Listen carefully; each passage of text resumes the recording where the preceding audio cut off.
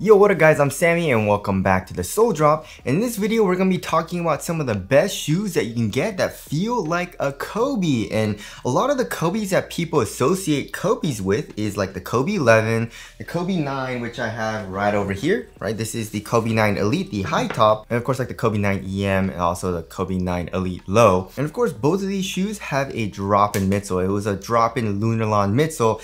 And the Kobe, and of course the Kobe 8 as well.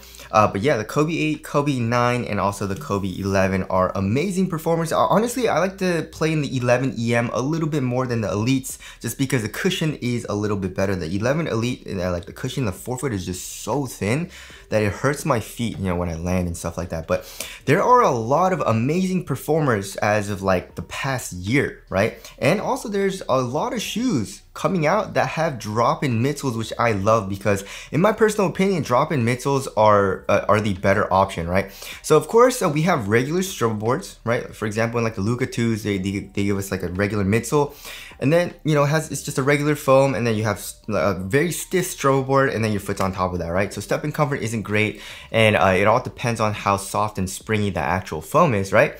But then some Chinese companies have been giving us like a soft mesh strobe board, which is super duper nice. You can feel the cushion right underneath your foot because that mesh strobe board is very, very soft. It has nice compression and bounce and stuff like that. But with the drop-in midsole, your foot is pretty much right on top of the foam, right? Whatever foam they're using, Boom Cushion from Li-Ning or Way of Weight is super duper nice. We have Formula 23, you know, we have React and stuff like that, which I really want to try with the Kobe 8 Protro, but I just haven't been able to get a pair, you know? So yeah, your foot is right on top of that foam. You have that texture which grabs your foot. You have also a raised sidewall on the sides of the drop-in midsoles, usually for better support, for lateral containment. But you know, something that I don't like about drop-in midsoles, which a lot of shoes have that have drop-in midsoles, is the heel is pretty stiff, right? So there is no actual midsole. It's not like exposed, you know what I mean? For example, like in the LeBron 21, we have an actual midsole that's exposed, right? So it is a little clunky in the heel, just like, you know, the Kobe 9 as well, and also the other shoes that I'm gonna mention. But anyways, I love playing the Kobe 9, Kobe 11, and Kobe 11 EM, as I'm sure a lot of you guys have. So these are the best options for Kobe-like shoes with drop-in midsoles. And if you guys do want to cop any of these shoes, I try to leave an affiliate link in the description box. I try to be as detailed as possible as pointing out the differences and stuff like that.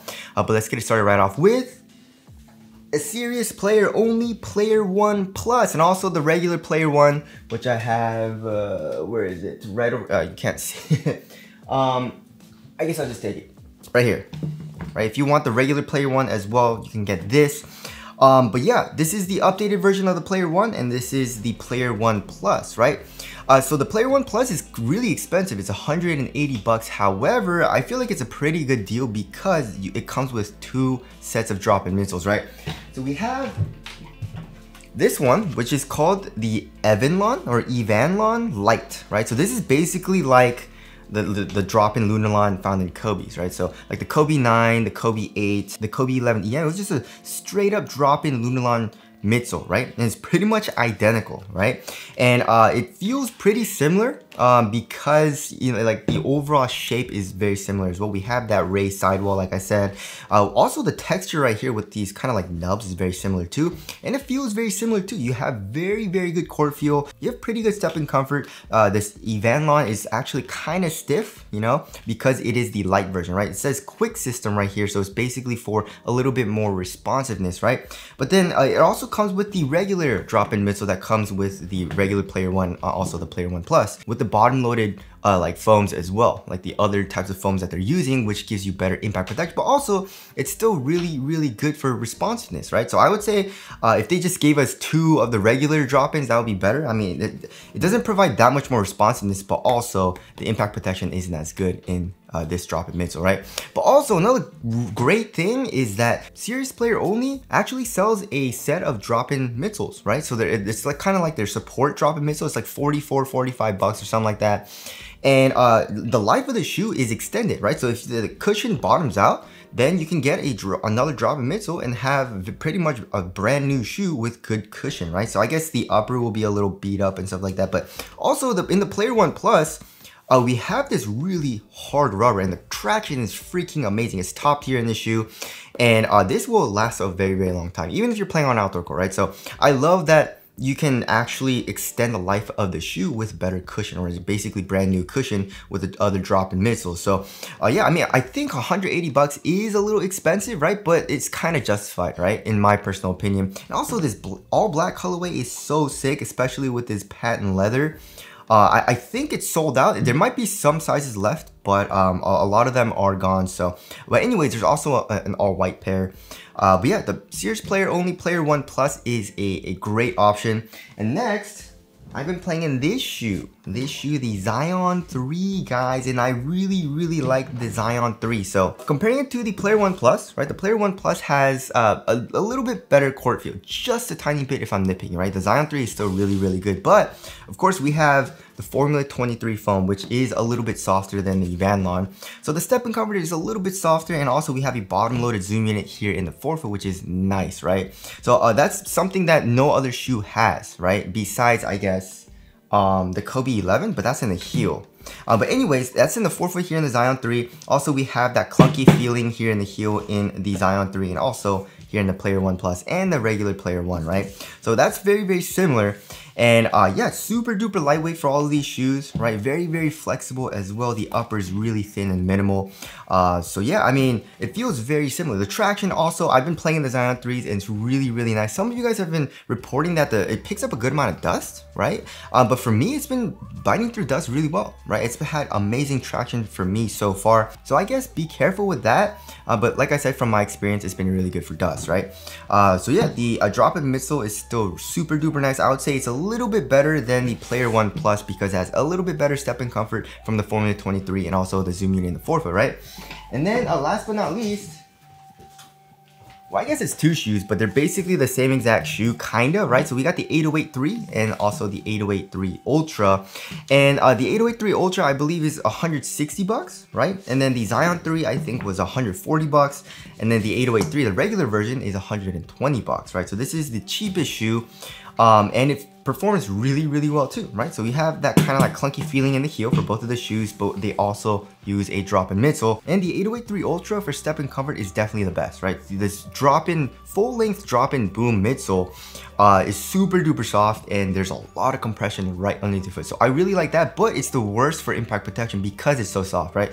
So the cushion, like the drop-in, is still super duper thin. So if you're doing really hard impact, it's still gonna hurt your feet a little bit, or at least it did mine.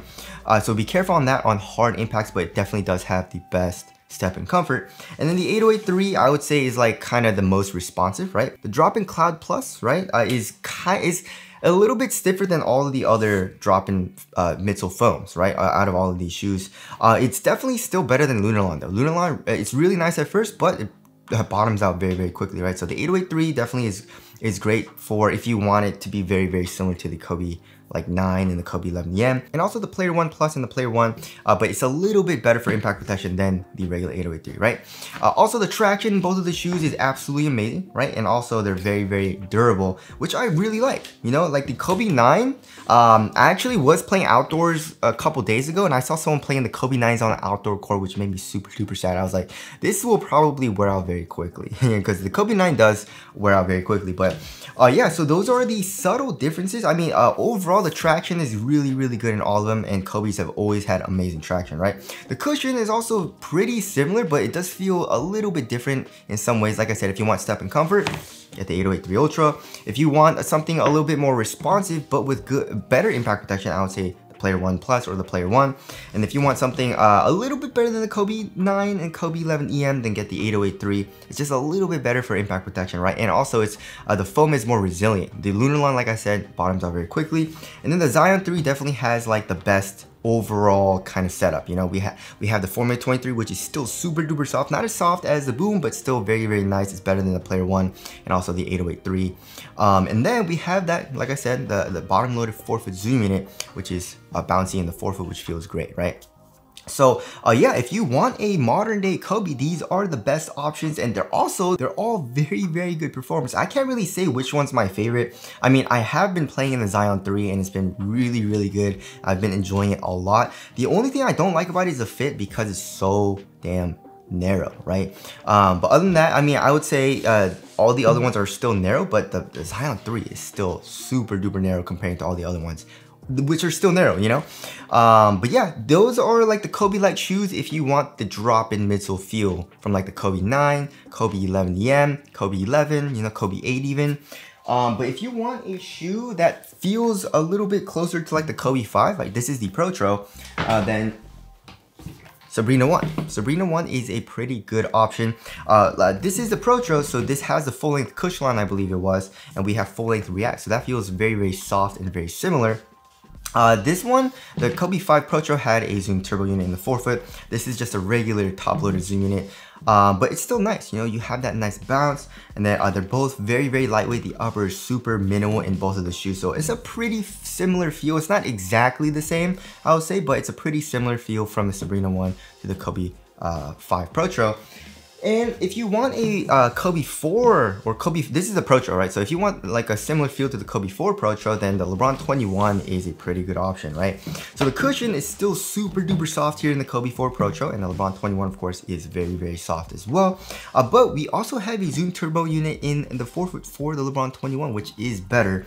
And then, of course, with these old school materials, right? The 21 has the leather, and then we have the suede here in the Kobe 4. It's a pretty similar feel, and then here in the ankle area as well. I mean, this is pretty well padded, right? And same thing with the LeBron 21. So it's a very similar feel as well from the Kobe 4 Protro to the LeBron 21. I would say the 21 is a little bit better because, you know, you have that Zoom Turbo unit in the forefoot.